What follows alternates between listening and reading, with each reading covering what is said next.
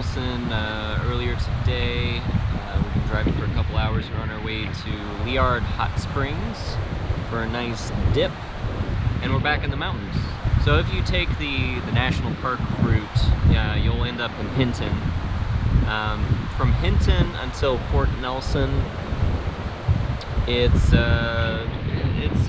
some ups and downs, but no mountains really. And then a few miles past Fort Nelson, you'll start getting back into some mountains. And Liard Hot Springs is, I think, something like 4 hours. I'm forgetting how many miles and kilometers, but it's approximately a 4-hour drive from Fort Nelson to the hot springs. But there are so many pretty views along the way. There are all kinds of mountain streams, rivers, lakes. It's just a really beautiful area to drive through.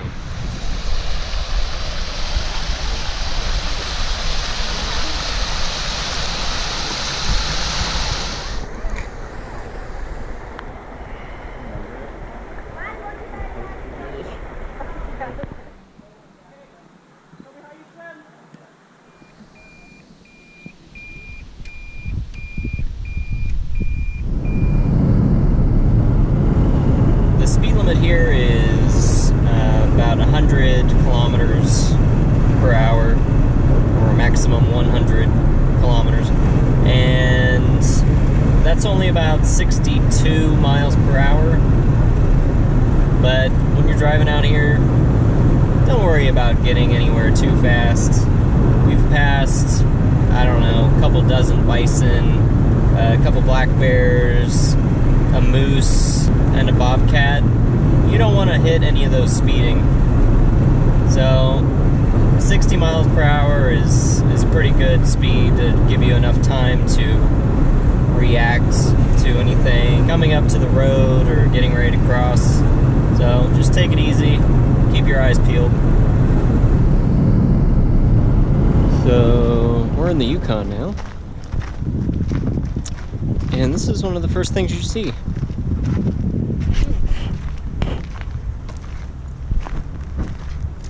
Weird.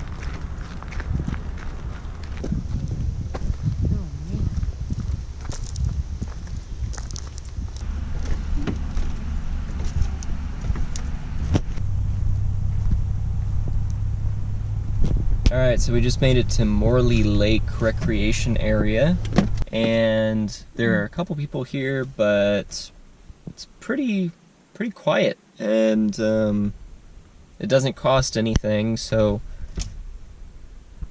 in Yukon, every campsite costs $12. They call them government campsites. But as the road dips out into British Columbia, before it dips back into Yukon, there's Morley Lake Recreation Area. It doesn't cost anything. It has picnic tables, fire pits. There are some bathrooms. I think they're just maybe drop toilets or something. They're toilets. And there's this giant, beautiful lake right in front of you. Highly recommended to stop here. We found it through freecampsites.net. We're gonna go set up a tent for tonight and maybe get some firewood together. Tent, check.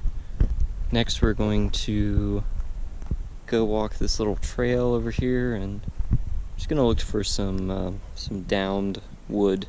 You're never supposed to pull off limbs off live trees or cut down trees for firewood. Only use what's fallen down naturally. Oh yeah, and always have your bear spray ready.